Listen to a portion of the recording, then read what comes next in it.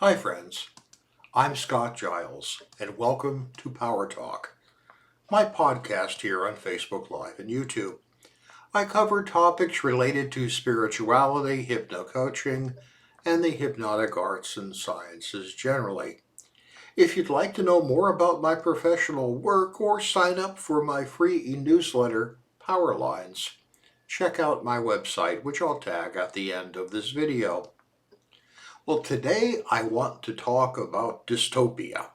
Now, when I say dystopia, I mean an anti-utopia. That is, an imaginary world where things have gone seriously wrong. Far from a better future, what is predicted is a worse one. I saw a cartoon some months ago where a sign in a bookstore said, "The section for dystopian fiction has been moved to current events." Well, we chuckle, or at least I did, but it was an ironic chuckle because things are getting pretty crazy these days. Attacks on Congress, a prominent congressperson advocating for the breakup of the United States into two separate red and blue countries, QAnon and other conspiracy theories, climate change, active shooter incidents, and so on. If someone had described to me 10 years ago what our actual public life these days is like, I flatly would not have believed it was possible.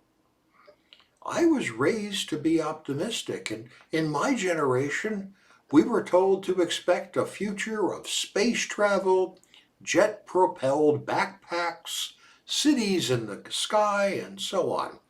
I've actually done a podcast entitled Fireball XL5, which you can find on my Patreon channel. It was about a program from my childhood which imagined a future that never arrived. We expected a progressive utopia, and that does not appear to be what we are getting.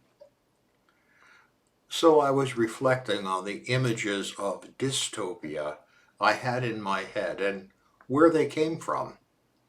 As I reflected on this in my journal, I came up with 4 books that I read as a child which do 2 things. First, they perfectly capture the modern image of what could go wrong with society.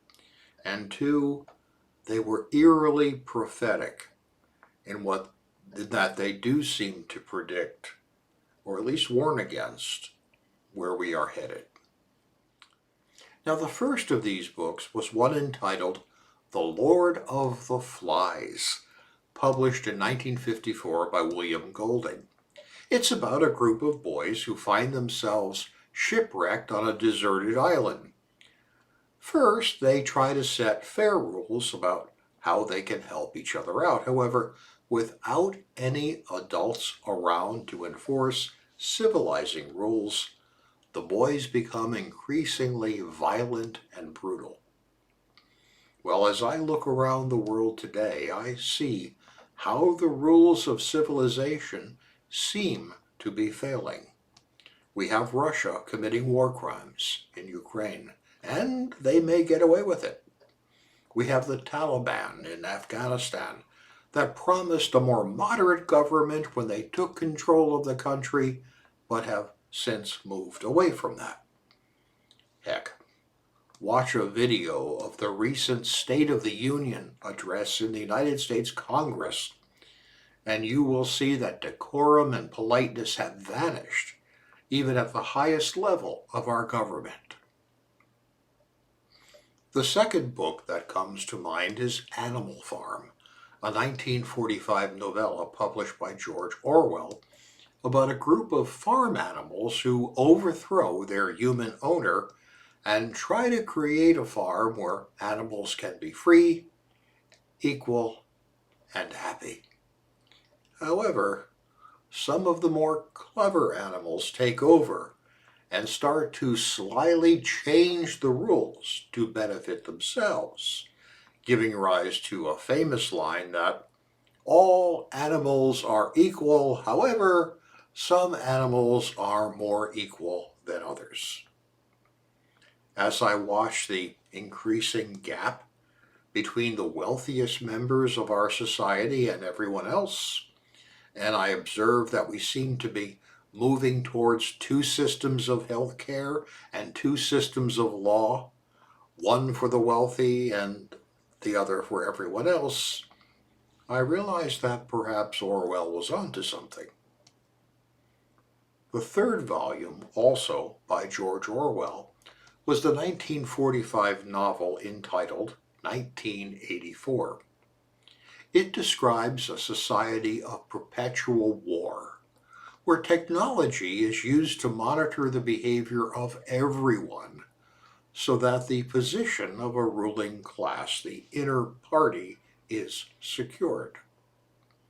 Well, as I look at the surveillance state we see in modern China, where the government gives every citizen a social responsibility score based on how compliant they are, and this score is used to determine what jobs you can have, what interest you'll pay on loans and mortgages, even restricting how you can travel.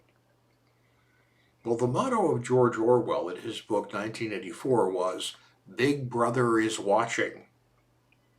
Well, then we learn about how companies and even our own government monitors everything, from our Google searches to where we travel, using closed-circuit cameras. And it all seems very familiar.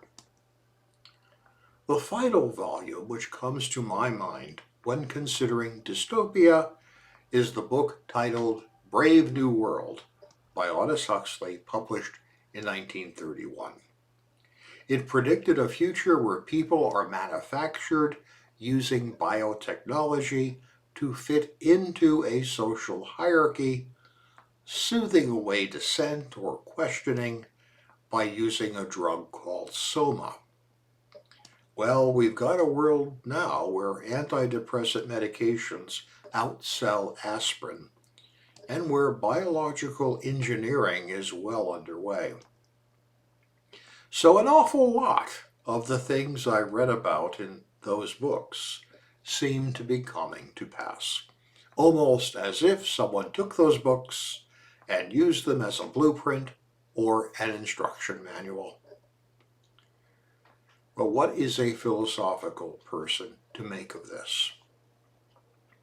Well, what I make of this is that the sort of emerging reality that authors Golding, Orwell, and Huxley warned about is one we need to be vigilant about. While some of these trends, for example, bioengineering, are worrisome, they may not be bad. Certainly they could be, but the writers were deliberately predicting bad events, and they did that as a way of showing a danger. But that danger, however realistic, may not materialize. We may find a way to recover social civility, to control the need to monitor citizens while protecting individual rights and fairness. Just because an insightful warning has been given does not mean that what is predicted will happen. The books could simply prove to be helpful warnings that we are wise to take seriously, but that we will find a way beyond. I hope so. Second, the human nervous system is designed to favor the familiar. Therefore, any change is regarded as suspicious by our deeper mind. Well, these days, the pace of change is fast. I go all the way back with my first personal computer, which I purchased many years ago when they were regarded as mere hobbies, not productivity tools. The changes in that technology I've seen over the course of my lifetime is just a little short of astounding. Ditto for the changes in telephone technology. When I think of my first cell phone, I find myself laughing at how primitive it was. And I remember when the big thing was to have a telephone in a briefcase. So it is natural that the human mind is suspicious of new things. And there's a lot of new technology around, therefore we worry. But that doesn't mean that change is bad or that bad things are going to happen. Well, I take seriously the threat of dystopia warned about by the four authors I've mentioned, or the four books I've mentioned with three authors. I do not think their dark vision will necessarily come to pass. I appreciate the warnings, but warning of something bad does not mean that it's inevitable. Hey, thank you for your time and attention today. I'll be back next week with another talk on a different subject. I'd like to invite you to join me. It does help me if you'll let others know about my work and my videos, so please like, share, and subscribe. And if I can be of help to you, feel free to reach out through email, my website, or my Patreon channel. Have a great week.